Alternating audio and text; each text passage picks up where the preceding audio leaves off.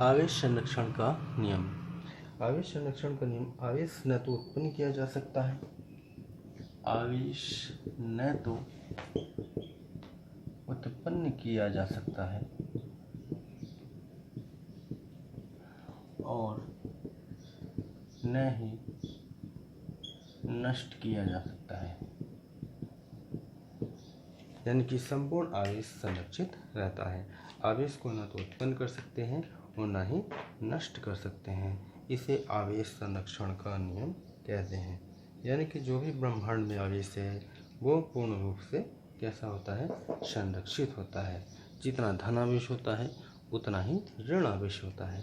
तो कंप्लीट आवेश संरक्षित रहता है, यानी आवेशों को न तो उत्पन्न कर सकते हैं और न ही क्या कर सकते हैं, न ही नष्ट कर सकते हैं। अब आवेश का मूल आवेश है ना, उसको किस प्रकार से हम दर्शाते हैं। जैसे कि किसी चालक पर आवेश Q, ठीक है, चालक पर आवेश अगर Q है तो Q बराबर होता है NE। इसको फॉर्मूला बेसिस हम यूज़ करेंगे, जहाँ पर E है एक इलेक्ट्रॉन का आवेश, ये होता है E का मान 1.6 × 10⁻⁻19 कूलाम। इलेक्ट्रॉन का आवेश 1.6 × 10⁻⁻19 कूलाम का ऋण आवेश होता है। नहीं, ऋण आवेश और धन आवेश तो इलेक्ट्रॉनों की अधिकता और कमी को दर्शाता है। Q बराबर Ne, यानी कि चालक का कुल आवेश, N जहाँ पर है इलेक्ट्रॉनों की संख्या,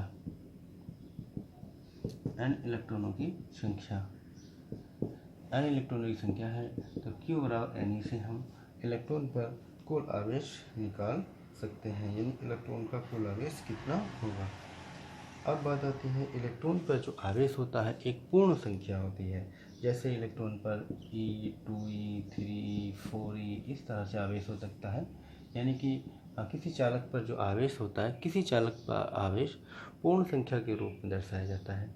जैसे E, 2E, 3E, 4E, 5E, 6E इस तरह से दर्शा सकते हैं। ये नहीं होगा कि 1/2E, आधा ना, 3/2, 4/2 तो 2 ही हो जाएगा, यानी 5/2, यानी कि आधे में कोई आवेश नहीं लिया जाता है, कभी भी नहीं होता है। यानी कि आवेश को अनिश्चित रूप से विभाजित नहीं किया जा सकता है। यह आवेश होता है उसको किसी पूर्ण संख्या के रूप में दर्शाया जाता है। यानी किसी चालक पर आवेश होगा, 1 इलेक्ट्रॉन आवेश के बराबर है तो 1E हो जाएगा, 2 इलेक्ट्रॉन के बराबर है 2E, 3 इलेक्ट्रॉन आवेश के बराबर होगा तो 3E, और 4 के बराबर 4E, इस तरह से होगा।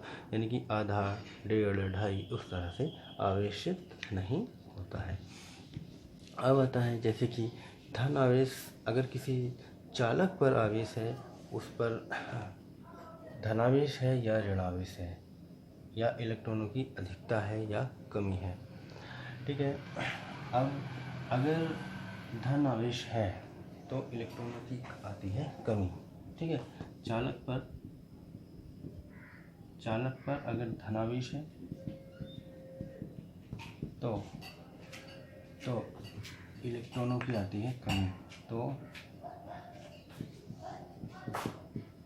इलेक्ट्रॉनों की कमी दर्शाता है। अगर चालक पर ऋणावेश है तो इलेक्ट्रॉनों की अधिकता, ठीक है। चालक पर धनावेश है तो इलेक्ट्रॉनों की कमी को दर्शाता है।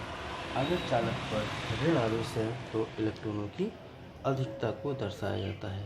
यानी इलेक्ट्रॉन ज़्यादा है तो चालक पर ऋण आवेश होगा, और इलेक्ट्रॉनों की कमी है तो धन आवेश से दर्शाया जाता है। ऐसे ही हम लिख सकते हैं, इलेक्ट्रॉन का आवेश, इलेक्ट्रॉन पर ऋण आवेश होता है, ठीक है।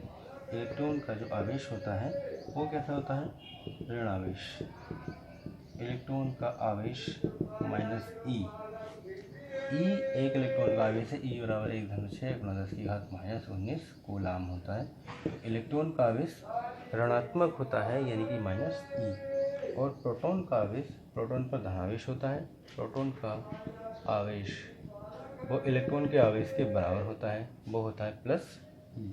ऐसे ही अल्फा कण का आवेश, अल्फा कण पर जो आवेश होता है वो +2e के बराबर होता है।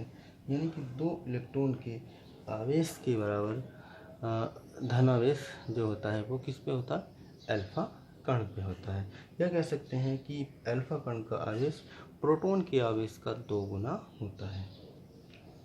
ठीक है, तो Q बराबर Ne से हम ये वैल्यू निकाल सकते हैं। अब इसी में एक पॉइंट और देते हैं, जैसे कि विद्युत आवेश का मात्रक कैसे निकालेंगे। विद्युत आवेश का मात्रक, आवेश का मात्रक, ठीक है। अब विद्युत धारा बराबर होता है आवेश बटे समय। एक फॉर्मूला है, विद्युत धारा बराबर आवेश बटे समय, यानी कि I = Q अपॉन T, जिसको हम Q = क्या लिख सकते हैं, IT। एक फॉर्मूला हमारे पास अभी आया है Q बराबर Ne, यानी कि विद्युत आवेश बराबर इलेक्ट्रॉनों की संख्या इंटू एक इलेक्ट्रॉन का आवेश। विद्युत धारा आवेश और समय के अनुपात के भी बराबर होता है, यानी कि किसी चालक में आवेश के प्रवाह की दर को विद्युत धारा कहते हैं। ये विद्युत धारा की परिभाषा से लिया गया है। विद्युत धारा बराबर आवेश बटे समय। विद्युत धारा क्या है, किसी चालक में आवेश के प्रवाह की दर को विद्युत धारा कहा जाता है। I बराबर Q अपॉन T, ठीक है। तो Q बराबर क्या हो जाएगा, IT। मैंने यहाँ से ले लिया विद्युत आवेश। आवेश का अगर हमको मात्रक लेना है, ठीक है, Q अगर किसी चालक में 1 एम्पीयर की धारा I = 1 एम्पीयर और T = 1 सेकेंड, 1 एम्पीयर की धारा 1 सेकेंड तक प्रवाहित की जाए तो Q = 1 × 1 यानी कि 1 हो जाएगा कूलम।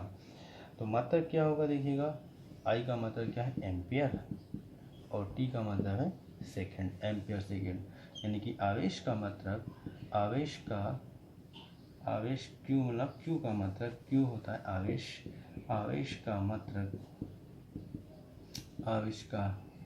मात्रक हो जाएगा एम्पियर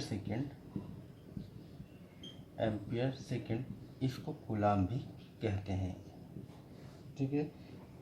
एम्पियर सेकेंड को क्या कहते हैं, कूलम। अब यहाँ से लैंग्वेज बन सकती है, यदि किसी चालक में 1 एम्पीयर की धारा 1 सेकंड तक प्रवाहित की जाए तो चालक में बहने वाला आवेश 1 कूलम होगा, 1 कूलम। अगर 1 कूलम की डेफिनेशंस अगर बनानी हो, 1 कूलम क्या होता है, तो यहाँ से हम जो Q = IT से हमने फॉर्मूला बनाया है, Q = IT से I = 1 एम्पीयर पुट कर दिया और T = 1 सेकेंड अगर रख दिया तो यहाँ से हमारा I = 1, T = 1 सेकेंड, तो Q = आ गया 1 एम्पीयर सेकेंड, यानी कि 1 कूलम। तो 1 कूलम की अगर परिभाषा देनी हो, 1 कूलम क्या होता है, अगर यदि किसी चालक में 1 एम्पीयर की धारा 1 सेकंड तक प्रवाहित, 1 एम्पीयर की धारा 1 सेकंड तक प्रवाहित करने पर उत्पन्न आवेश 1 कूलम होगा, 1 कूलम होगा।